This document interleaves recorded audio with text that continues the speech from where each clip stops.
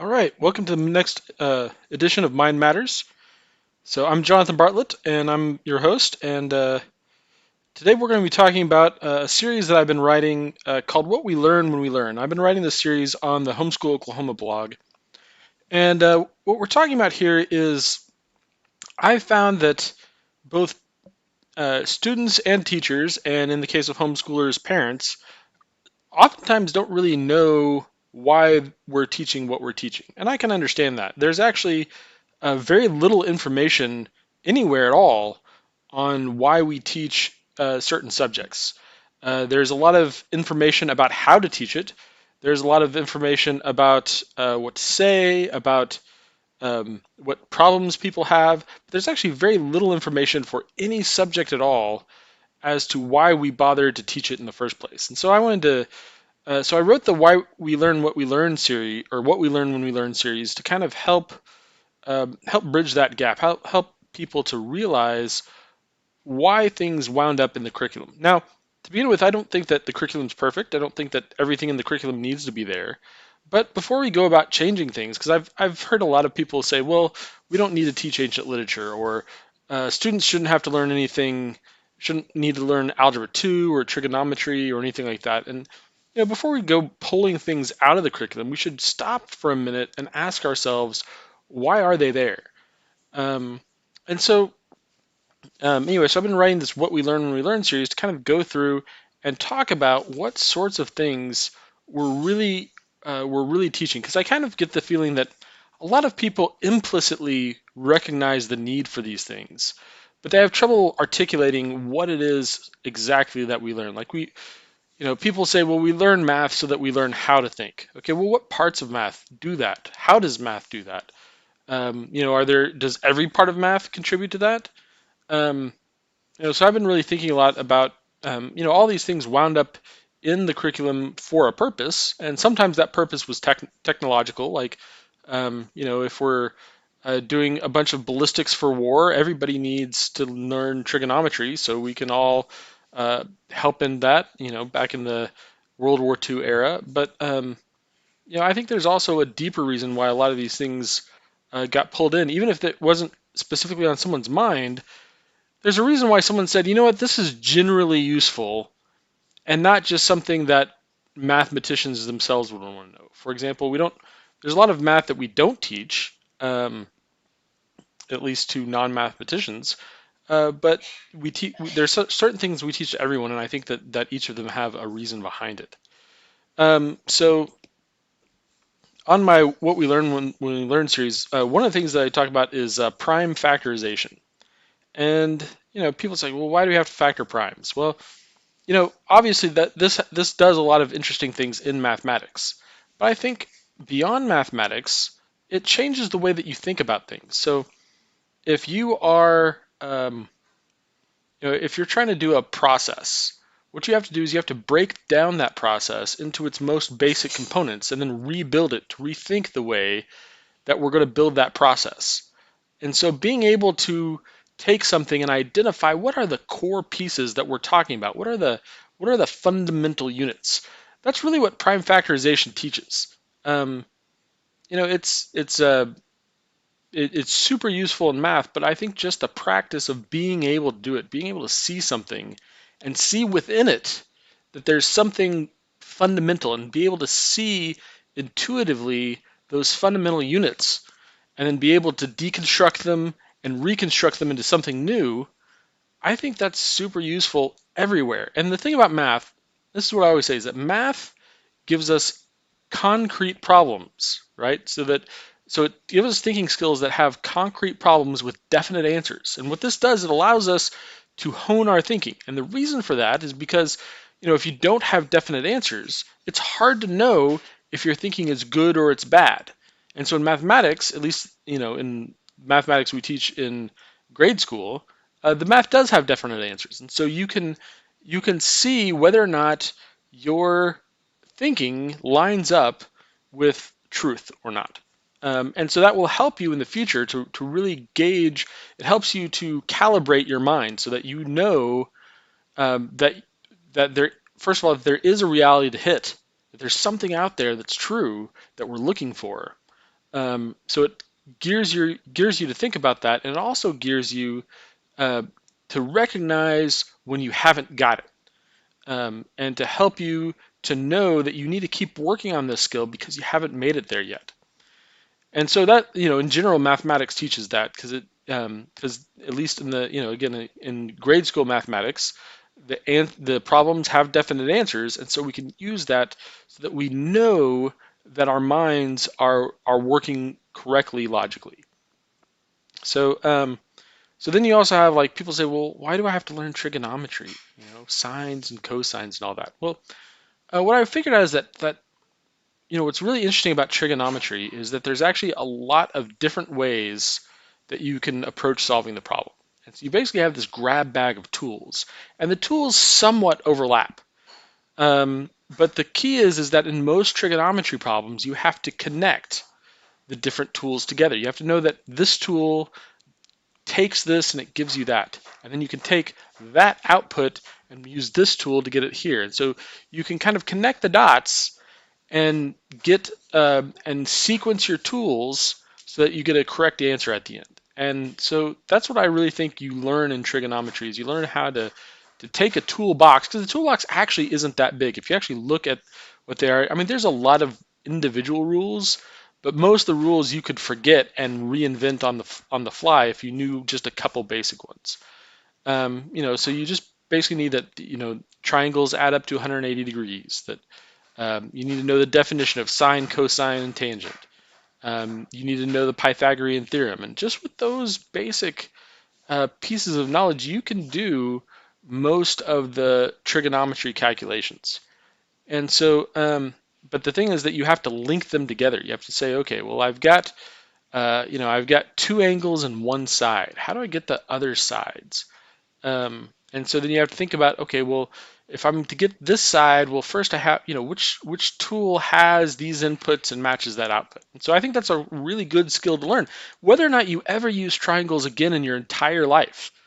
Now I do think, in trig is actually somewhat useful in a lot of different things. But even if you never make use of trig again, if you never need to know the angle of something, if you never need to know how the hypotenuse relates to the adjacent, uh, just the the mental skills that you get from doing trigonometry, I think, are useful in pretty much anything, uh, any mental activity that you ever have to do going forward. So, those are some things that we learn when we learn mathematics, and I think that um, we kind of skip over that, but I think we shouldn't. Um, the not only is it motivating, right? Because you actually give students a reason why they're doing it. Like, students will kill themselves in football. They'll run down, and they'll run these things that are called suicides, where you run to the 5 and back and the 10 and back and the 15 and back and the 20 and back, and they will absolutely wear themselves out doing these drills. Even though never in football are you ever actually just running to the 5 and back, the 10 and back, the 15 and back, and the 20 and back, but they recognize that the endurance that builds is useful in winning the game. And there's all sorts of drills that you do in football that are not quite they're not exactly what you do in the actual game, but they give you an important skill. There's a little box that has ropes in it, and you step over the ropes, and you have to go through that as fast as you can. And again, there's never a time in a football game where there's ropes and you have to step through them, but that doesn't matter. The point is that you're learning some skills with your feet that are going to be helpful um, in the future.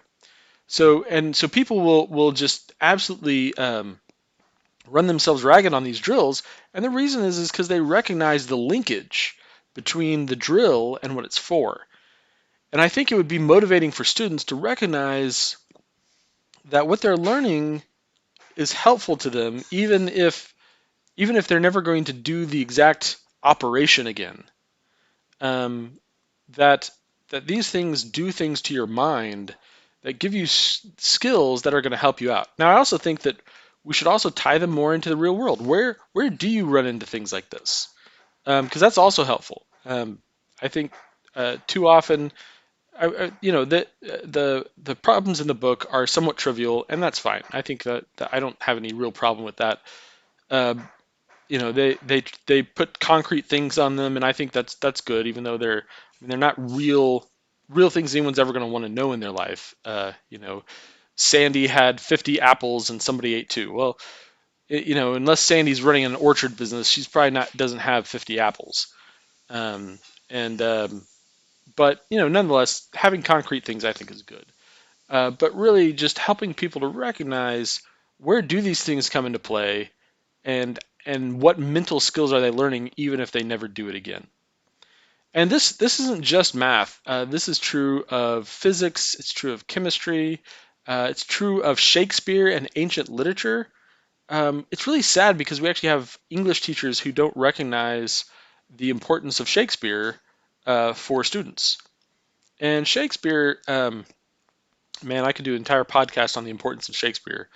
Um, but the thing about Shakespeare is that he is the basis of a lot of the ideas behind Western civilization. There's a lot of jokes that refer to Shakespeare. There's a lot of just general ideas that come out of him, and there's a lot of just understanding what's happening in culture. There's just understanding media.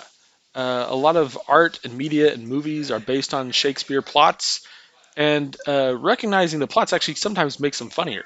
Um, there's a lot of people who watched the movie 10 Things I Hate About You, which is one of my favorite movies, although it's it probably shouldn't be, but it is one of my favorite movies. Um, it's and There's a lot of people who watched that and had no idea that this is literally it's the Taming of the Shrew, and it doesn't even try to hide it. It's even funnier when you recognize the tie-ins with the Taming of the Shrew, and so recognizing how all these things tie together with just making you a better and more learned person is important. But Shakespeare is important in a number of other ways, including moral development and recognizing, you know, all sorts of things about ourselves. Shakespeare really dives into who we are and why are we this way. So anyway, and then there's ancient literature. Why do we read Greek? Why do we read Greek plays? Why do we read the Iliad and the Odyssey and Oedipus? And you know, First of all, I think it's important to recognize that the way that things are today isn't the way they always are. People take modern life as a given, like it should always be this way. And yeah, it used to be different, but they don't really have a concrete idea on what does different look like. How did people think back then? What were the motivating factors? And just being able to have the um empathy to recognize what other people are like, and that what they have now isn't automatic. It has preconditions because they didn't have that back then, and we can tell that because it's in the literature. That's how if you look at what they wrote, and you look at why did they go to war with Troy? What happened when in war? What happened when they got home? What are all these things that are going on? And so when you recognize that there's all these that what modern life looks like now is not just automatic, then people then have to wrestle with, well, how did it get to the way it is, and how do we keep it that way? Um, it helps people realize that we have new struggles now that we didn't have then, and we fixed some struggles that we used to have and don't have anymore.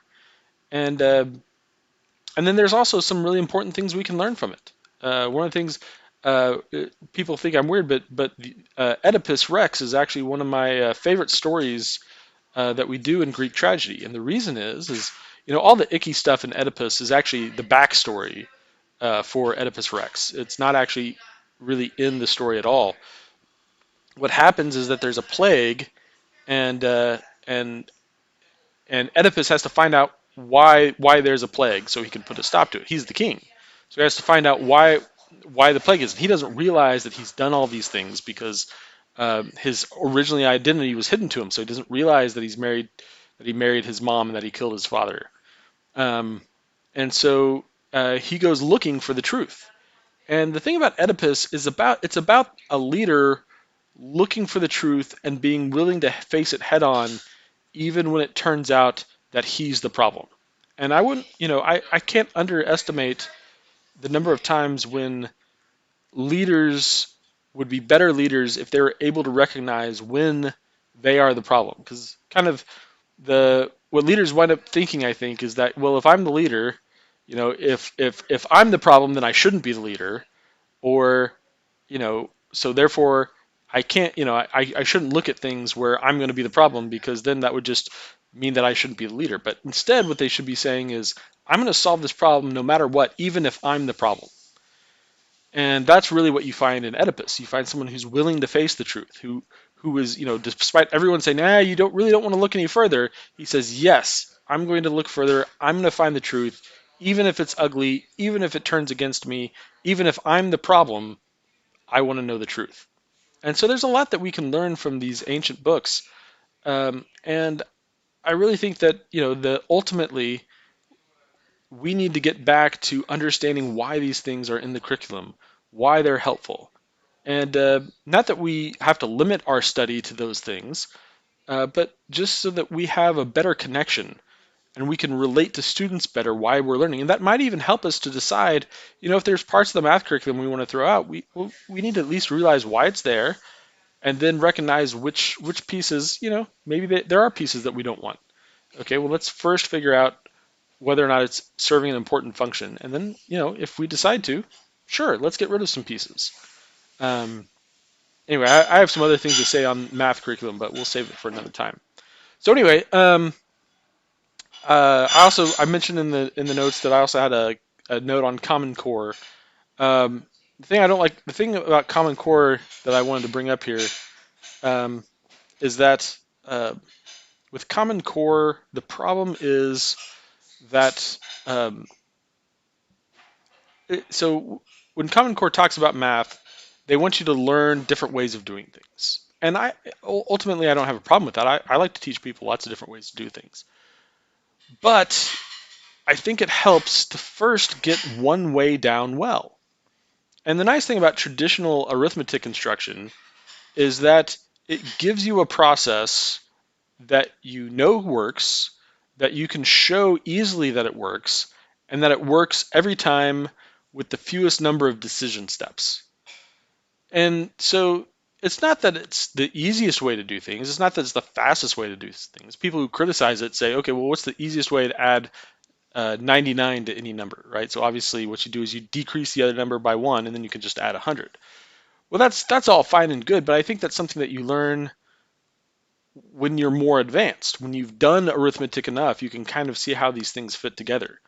And that the general process, the algorithmic process is really best, especially for when we teach it, because kids who are young, they like having processes. They like having concrete things they can do. When they get to be 10, 12, 13, then that's when they start asking questions and liking having deeper knowledge and are ready for the deeper knowledge. So I think, for elementary school, teaching the algorithm, I think, is great. Before we talk about different ways of doing things, and and having discussions on that, first it helps to be able to do one of them well. So anyway, um, I've held you all long enough. That's enough for this episode. I'll see you all in the next one.